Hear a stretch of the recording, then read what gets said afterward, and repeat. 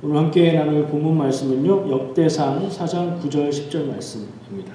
역대상 4장 9절 10절 말씀 읽어보시면 우리에게 익숙한 말씀이고 반가운 말씀일 것 같아요.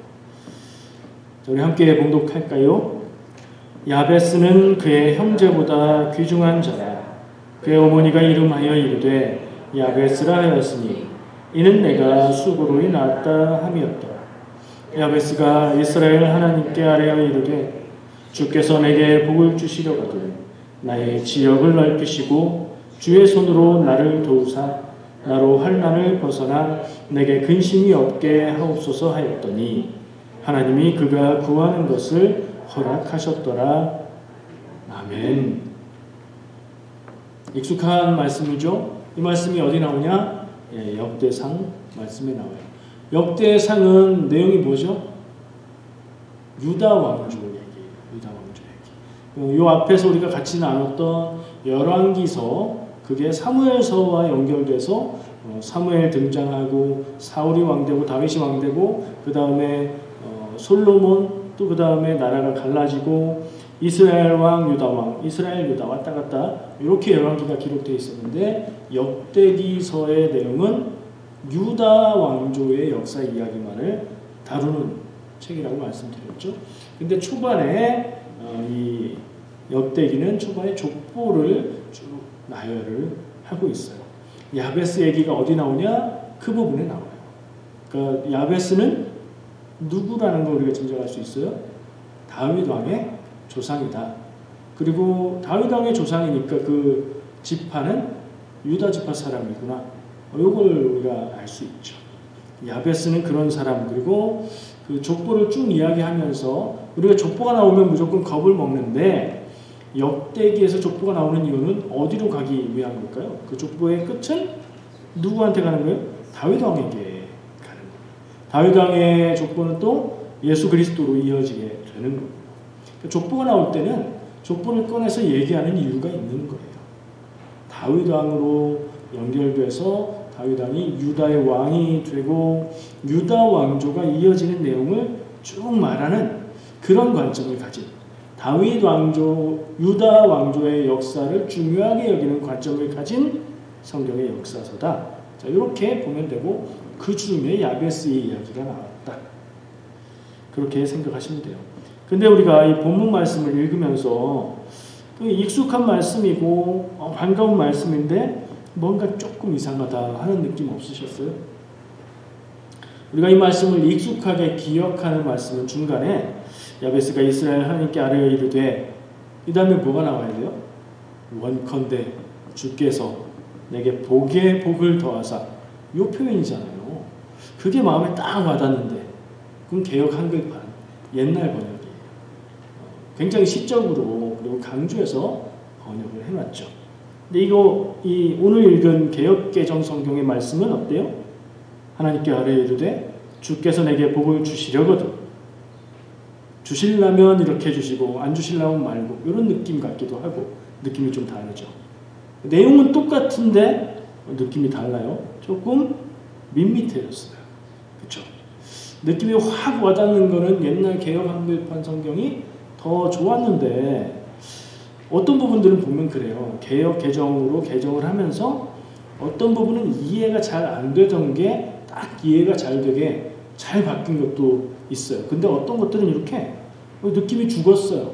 그래서 좀 아쉽다 하는 부분이 있어요. 그럼 뭐 번역이 좀 안 좋아진 거냐? 생각해 볼 수 있죠. 굉장히 확 와닿던 말씀이 같은 내용인데 조금 밋밋하게 바뀌었다면 왜 그렇게 바꿨을까요? 이게 잘못된 걸까요? 내가 듣기에 좋고 마음에 와닿고 그런다고 해서 그게 좋은 말씀의 번역일까요? 꼭 그렇지는 않겠죠. 만약에 예전의 번역이 너무 시적으로 번역이 되어 있고 너무 감정적으로 번역이 되어 있어서 너무 확 와닿게, 이 너무는 뭐의 기준으로 했었냐면 원래 써진 말씀의 의도, 원문의 히브리어의 느낌보다도 더 강조돼서 번역이 됐다면 그 길을 조금 뺄 필요가 있는 거예요. 아마 이 말씀은 그런 경우가 아닌가 생각이 돼요. 원컨대 주께서 내게 복에 복을 더하사 나의 지경을 넓히시고 주의 손으로 나를 도우사 나로 환난을 벗어나 근심이 없게 하옵소서. 온율도 딱딱 맞고 듣기도 너무 좋고 이런 번역이었지만 이 번역을 일부러 밋밋하게 바꾼 거라는 얘기죠. 이 부분을 좀 우리가 집중해서 봤으면 좋겠어요.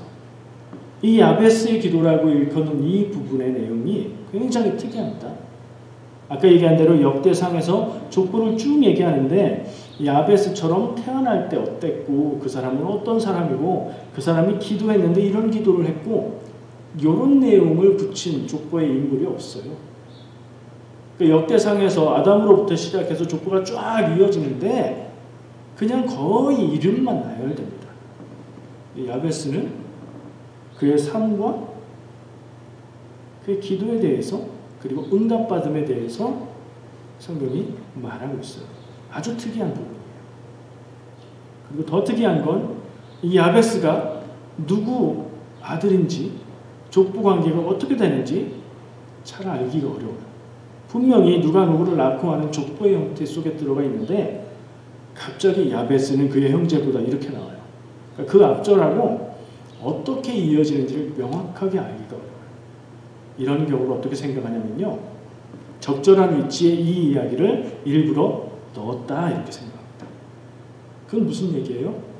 메시지가 있어서 이 이야기를 통해서 이 책에 맞는 강조하고 싶은 메시지가 있어서 거기에 맞는 이야기를 족보들 가운데 적절한 위치에 집어넣는다. 이렇게 이해를 해요. 어떻게 그걸 그렇다고 긍정할 수 있느냐? 9절 10절 말씀을 쏙 빼도 8절 11절이 그냥 이어져요. 자연스럽게 아무런 문제가 없어요. 이해하는데. 그러면 이 말씀을 우리는 어떻게 봐야 되느냐? 이 역대상 성경이 전하고자 하는 메시지를 초반에 족보의 나열을 통해서 전하고 있지만 그것 이상으로 더 확실하게 강조하고자 하는 것이 있다. 이것은 역대기, 역대상하를 통틀어서 전체를 꿰뚫을 수 있는 그런 의미 있는 메시지다. 이렇게 생각하고 봐야 돼. 야베스의 기도가 중요한 부분이에요. 근데 다만 우리가 옛날에 이 말씀을 듣고 은혜 받고 나도 야베스처럼 하나님께 기도해서 야베스가 받은 것처럼 하나님이 그 구하는 것을 다 들어주신 그런 기도, 야베스의 기도의 비밀, 응답받는 기도의 비밀 이런 관점으로 접근하면 그거 좀 초점이 어긋난 느낌이에요. 말씀을 집중해서 보다 보면 그래요. 그 얘기를 좀 나누고 싶습니다. 그래서 다시 읽기를 해보고 싶은 거예요. 이 야베스의 기도. 자, 다시 읽는 방법은 두 가지예요. 어떤 성경 말씀을 다시 한번 깊게 읽어보자 한다 그러면 제 방법입니다. 첫 번째, 그 말씀은 부분이고 그 말씀이 나온 책, 전체 책의 성격을 생각해보고 그거하고 연결하는 거예요. 이거 필요하겠죠. 책의 성격은 이런데, 책의 방향은 이런데 한 말씀만 딱 뽑아서 내가 좋아하는 방향으로 이해하고 해석해서 다른 방향으로 이해하면 그건 적절한 해석이 아닌 거죠.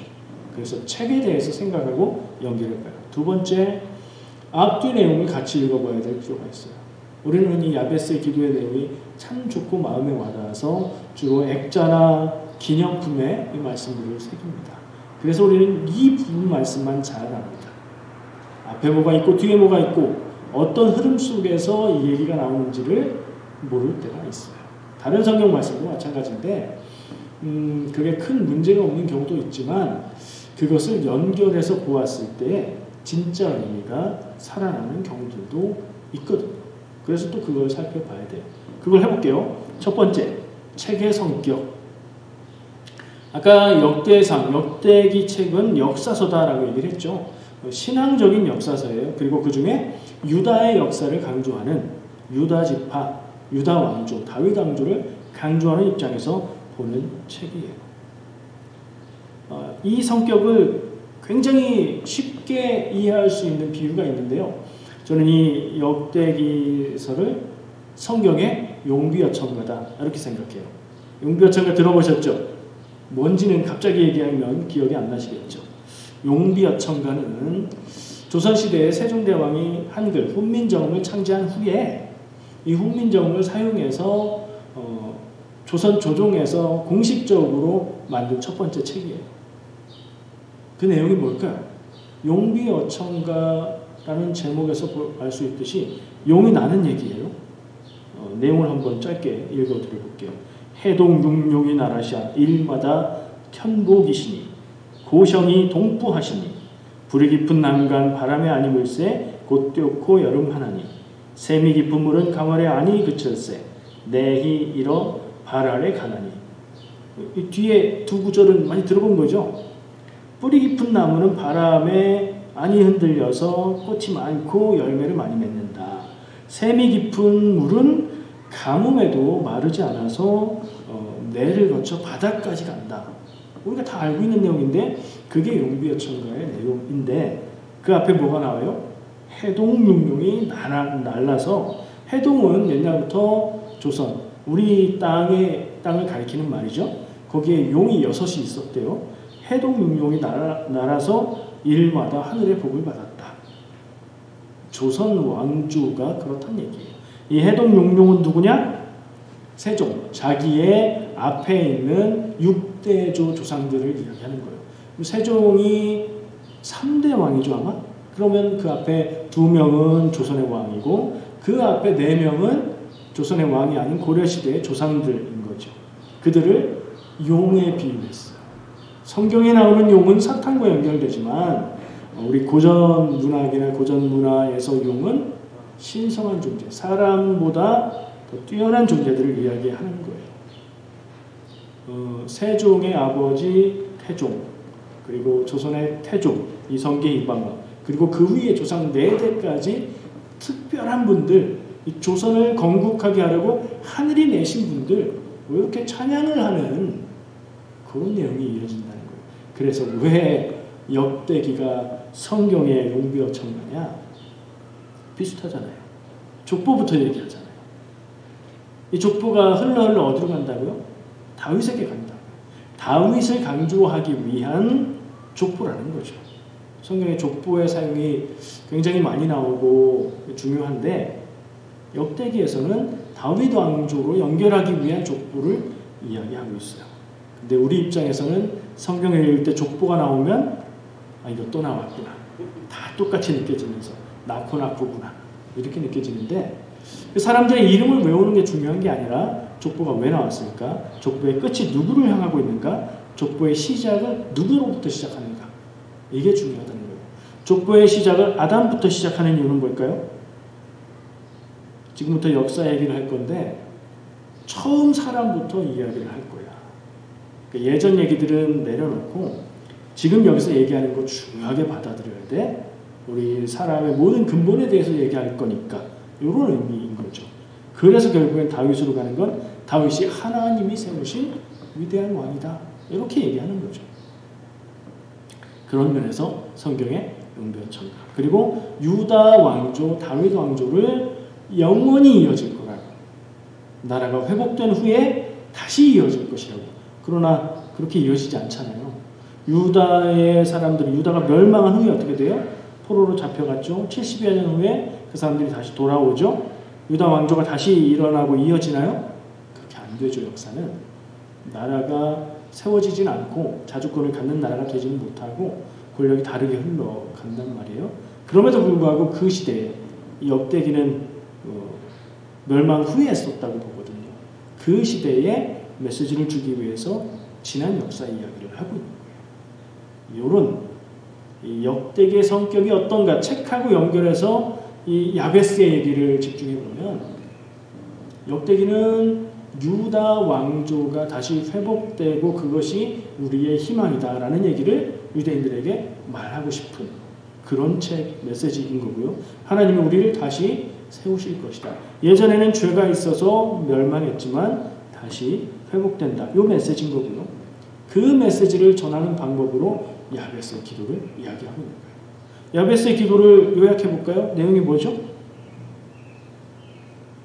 야베스는 귀한 사람이다. 형제들 중에 귀한 사람이다. 이 표현은 명확하지 않아서 어떤 면에서 그렇다는 건지 모르겠지만 부유하거나 높은 지위에 있거나 뭐 이런 얘기를 하는 거죠. 형제들이 꼭 그 형제들만 얘기하는 게 아니에요. 그 친척들 가운데 이 사람은 뛰어나고 높고 부자인 사람이다라는 정도로 이해할 수 있어요. 괜찮은 사람이다. 근데 뭐래요? 그 엄마가 그 이름을 지어줬는데 유대인들은 누가 이름을 지어줘요? 보통 아버지가 지어주죠. 엄마가 이름을 지어주었다는 얘기는 아버지가 없었다는 얘기도 될 수 있어요. 짐작하기를. 형편이 어렵겠다 하는 생각도 할 수 있겠죠. 엄마가 왜 야베스라고 이름 지었냐? 고통 중에 낳았다고 해서 그렇게 이름 지었다. 그를 낳는 출산 과정이 고통스러웠다. 혹은 임신해서 낳는 그때가 너무 힘들었다. 뭐 이런 정도로 이해할 수 있을 거예요. 그럼 여기서 알 수 있는 건 뭐예요? 확실하고 구체적인 건 하나도 몰라요. 그러나 야베스는 대단한 사람이 나중에 됐는데 그가 태어날 때는 되게 어려웠다. 그 얘기로 받아들일 수 있겠죠. 그리고 나서 야베스의 기도가 등장해요. 야베스가 기도하기를 뭐라고 기도하죠? 나의 지역을 넓히시고, 이거는 나의 땅을 넓혀달라는 기도예요. 원어를 찾아보면 유대인들은 하나님이 지파별로 분배해준 땅을 가지고 대대로 그 땅을 받잖아요. 그 경작할 수 있고 목초지가 될 수 있는 땅을 넓혀달라. 그런 얘기고, 우리한테 적용해보면 내가 관리하고 있는 물려받은 유산과 재산이 더 커졌으면 좋겠습니다 하는 기도가 되는 거죠. 그리고 나를 도우셔서 환난을 벗어나 근심이 없게 하옵소서. 환난을 벗어나를 좀 약하게 듣고 근심이 없게 하옵소서를 크게 듣고 싶어요. 근심 걱정 없는 인생. 근데 아니에요. 말씀이 어떻게 시작했죠? 야베스의 어린 시작이 어땠다고요? 힘들었다고 얘기하잖아요. 환난을 벗어나는 게 더 중요한 인생인 거예요. 야베스의 기도의 초점은 근심 걱정 없는 인생 하나님이 그렇게 만들어 주셨다가 아니고 힘들고 괴롭고 없고 부족한 인생에서 그것을 벗어나게 해주셨다. 그 기도의 응답을 얘기하고 있는 거예요. 이렇게 요약해서 생각해보면 좀 특징이 있죠. 야베스의 기도에 9절 10절에 소개하는 내용도 그렇고 기도와 응답에 대한 증언도 그렇고 구체적인 내용이 하나는 없어요. 그냥 두루뭉실하게 굉장히 추상적으로 그 사람이 대단한 사람이었는데 태어날 때는 되게 힘들었는데 하나님께 기도하고 응답받았다. 그 기도의 내용은 근심스럽고 괴롭고 어려웠을 그 삶에서 벗어나게 해주기를 기도한 것이다. 이렇게 요약할 수 있잖아요.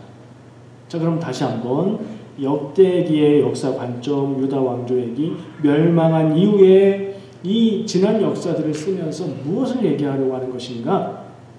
야베스의 기도에서 볼 수 있는 것은 희망을 잃고 무너져버린 하나님의 백성의 나라, 이 나라를 하나님이 다시 세워주시기를 바라고 간구하며 그걸 하나님이 들어주실 것이다 라는 희망을 주고 있는 그 메시지를 담은 얘기인 거예요. 이 야베스의 기도를 해석하면서 같은 것을 읽고 야베스를 엄마가 낳을 때 고생했다 하니 그는 어려서부터 장애를 가지고 태어났을 것이고 그 장애에도 불구하고 부자가 되고 부유하게 됐습니다. 하나님이 그 기도, 그의 간절한 기도를 다 들어주셨습니다 라고 해석하는 것은 근거는 있지만 명확하게 연결되지 않는 상상의 해석일 뿐입니다. 있는 내용만 좀 가지고 얘기할 수 있는 데까지만 얘기해야 돼요. 그리고 하려면 전체적인 내용과 책의 성격과 그 앞뒤의 내용들을 흐름을 보면서 얘기를 해야 돼요. 이것만 똑 따서 내가 말하기 좋고 우리가 듣기 좋은 얘기로 바꿔버리면 하나님 말씀의 메시지를 조금 흐름을 바꿔버리는 얘기가 되는 것 같아요.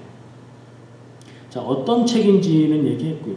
앞뒤 내용 흐름은 제가 좀 전에 얘기하면서 다 거의 대략 얘기했는데요. 그런 흐름, 족보의 흐름 속에 들어있다는 점이에요. 족보의 흐름 속에 들어있다. 유다 지파다, 다윗 왕의 조상이다. 근데 명확하게 이 친척 관계들이 밝혀져 있지 않다. 그럼 이 얘기는 메시지를 위해서 집어넣은 이야기로 볼 수 있고, 역대기 전체의 이야기 속에서 흐름을 볼 때에 이 말씀에 집어넣은 메시지를 우리가 읽어야 된다는 정도로 생각할 수 있죠. 이 성경에 야베스라는 이름이 독특한 이름이라는 거 생각해 보셨나요? 성경에 이름 나오는 사람들, 성경에 나오는 많은 사람들이 성경에 또 나오죠. 그 이름이. 왜 그렇죠? 이스라엘 사람, 유다 사람들의 이름 쓰는 방식은 영어처럼 돌려 쓰는 이름이라 그래요. 조상들의 이름 중에 좋으면 갖다 쓰고, 삼촌 이름 갖다 쓰고, 할아버지 이름 갖다 쓰고, 심지어는 아버지의 이름을 그대로 쓰기도 하고, 그래요. 그런 식인데, 야베스라는 사람은 성경에 몇 명 나올까요? 다른 데서 들어보셨어요? 야베스? 없어요. 야베스라는 이름을 가진 사람은 성경에 유일합니다. 그리고 또 다른 야베스라는 표현이 나오긴 하는데 그건 사람 이름이 아니라 길르앗 야베스라고 얘기하는 지명에 나와요. 이 야베스 이야기는 그런 면에서 좀 독특하다고 할 수 있어요.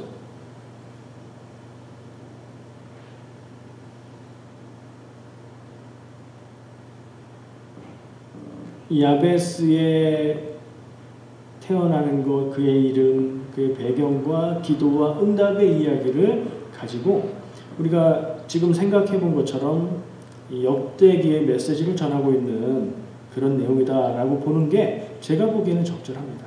근데 이거는 뭐예요? 말씀에 대한 해석이에요.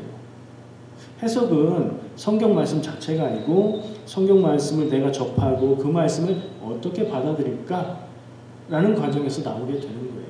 그래서 아까 제가 얘기한 그건 좀 아닌 것 같다고 말씀드린 기도 응답의 비결로 읽는 것도 잘못되고 틀리고 나쁜 게 아니고 가능한 해석일 수 있는 거예요. 성경의 내용을 읽고 보고 읽은 사람과 만나서 이루어지는 해석으로 보아야 하니까요. 제가 그걸 전적으로 부정할 수가 없어요. 그러나 저의 입장에서 바라볼 때는 이런 방법으로 바라볼 때는 야베스의 기도는 흐름과 관련해서 이렇게 봐야 됩니다. 유대인들을 향한 희망의 메시지, 기도하고 그 희망을 기도했을 때 하나님이 회복시켜 주실 것이라는 그런 메시지로 듣는 게 맞는 것 같다. 이렇게 저는 해석을 하는 겁니다. 여러분, 제가 목회하면서 여러 교회에서 성도님들을 만나고 그들의 삶을 이렇게 보고 알아갈수록 가정마다 개인마다 오랜 기도가 있다 하는 생각을 갖게 돼요. 무슨 얘기죠? 다 기도하죠. 근데 오래 기도하는 기도가 있는 것 같아요. 어떤 사람들은 건강 문제로 오랜 동안 기도를 하기도 해요. 근데 그 건강이 나아질 기미가 보이지 않아요. 어떤 사람은 재정적인 어려움으로 인해서 그것을 놓고 평생을 기도하기도 해요. 그러니까 이것처럼 적어도 기준을 한번 정해보자면 10년 정도 이상 묵은 10년 이상 묵은 기도 제목이 있다. 저는 그런 거를 오랜 기도라고 생각을 해요. 여러분 그런 거 있으세요? 성도라면 하나쯤 있어야 되는, 내가 10년 이상 신앙생활했다 그러면 내가 10년 이상 기도하고 있는 게 있습니다. 왜 이렇게 오래 기도할까요? 애초부터 되기가 쉽지 않은 거예요. 힘든 거예요. 지금 기도는 하고 있는데 될 것 같은 느낌이 잘 안 들고 그냥 이 상태로 계속 갈 것 같은 느낌인 그런 거예요. 근데 어쨌든 내가 믿음으로 기도하기 시작했으니 그 기도를 내려놓고 포기할 수 없고 계속 기도하고 있는 그런 거 있으십니까? 마음에 짐이 갈 수도 있겠죠. 그게 신앙적으로 연결되고 관계가 돼서 그것을 놓고 기도할 수도 있겠죠.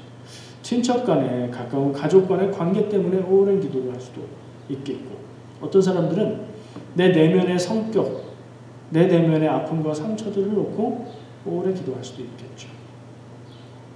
근데 기도하면 분명히 들어주신다고 하셨는데 그 기도가 오래되고 있는 이유는, 이렇게 오래 묵은 이유는 안 변하기 때문이죠. 힘들고 어렵고 고통스러운데, 그래서 하나님께 기도하며 사는데 내 느낌에 이게 될 것 같지가 않은 기도, 자꾸 이제는 보내줘야 되는 기도 같은 느낌이 드는, 하나님이 안 들어주시는 것 같은 그런 기도가 있을 수 있어요. 물론 이 기도엔 이런 건 안 들어갑니다. 하나님 복권 당첨되게 해주세요. 그럼 제가 50%는 교회에 헌금을 할 것이고, 집을 빚을 갚고 차를 사고 한 다음에 남는 것이 있다면 이웃을 위해서 사용하겠습니다. 이런 기도는 안 들어가요. 아시죠? 시험에 100점 맞게 해주세요. 대기업 입사하게 해주세요. 10년 동안 10억 모으게 해주세요. 뭐 이런 기도. 기도는 할 수 있지만 오랜 기도, 하나님 앞에 진실한 기도라고 하기는 어려워요. 구분하지 않아도 우리 다 압니다. 그러니까 하나님 앞에 꼭 돼야 되는 건 아니지만 내 가슴 속에 정말 간절하고 절실해서 오래오래 기도하고 있는 것들이 있을 수 있어요. 그걸 한번 떠올려 보시기 바랍니다. 그리고 야베스의 기도의 내용을 생각해 보시기 바랍니다. 야베스의 기도가 유다 민족, 유다 나라의 회복을 말하고 있는 메시지라면 아직도 안 이루어진 거 아닌가? 지금 이스라엘이 건국됐으니까 된 거 아닌가? 근데 아직도 성전을 다시 만들겠다는 그런 운동을 하고 있는 유대인들도 있고요. 시오니즘이라고 그걸 회복하겠다는 뭐 그런 흐름도 있고 뭐 그래요. 오늘은 마지막으로 그런 나의 오랜 기도가 있다면 그것을 생각하면 좋겠어요. 오늘 말씀을 기억하고 마음에 새기고 기도하는 것을 포기하지 않고 흔들리지 말고 믿음을 가지고 계속 기도하면 좋겠어요. 왜요? 안 될 것 같지만 이루시는 분이 하나님이시고 안 될 것 같아 보이는 것은 내 생각이고 진실한 기도, 온전한 기도, 하나님의 뜻에 맞는 기도라면 들어주시는 것이 하나님의 뜻이기 때문입니다. 안 될 것 같아요. 포기하지 마세요. 예수님의 말씀을 읽으면서 마무리하려고 합니다. 마가복음 11장 23절 24절 말씀입니다.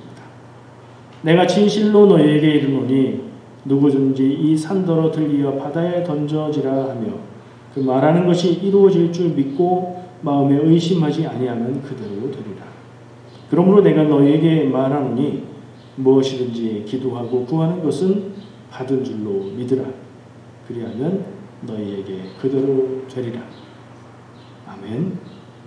이 예수님의 말씀이 이루어지는 인생을 사시길 축복합니다. 기도하겠습니다. 사랑의 하나님 감사합니다. 오늘 말씀 가운데 야베스의 기도를 우리가 읽고 묵상하고 나누었습니다. 야베스의 삶이 어려운 가운데에 존귀하게 된 것처럼 하나님 우리도 기도할 때에 하나님 뜻 안에서 오랜 기도의 제목이 응답받고 이루어지기를 간구하며 오늘 다시 한번 마음에 새겨봅니다. 주여 우리의 생각에 어려울 것 같을지라도 하나님에게 능히 이루실 이름을 믿는 믿음을 허락하여 주시옵소서. 예수님의 이름으로 기도합니다. 아멘.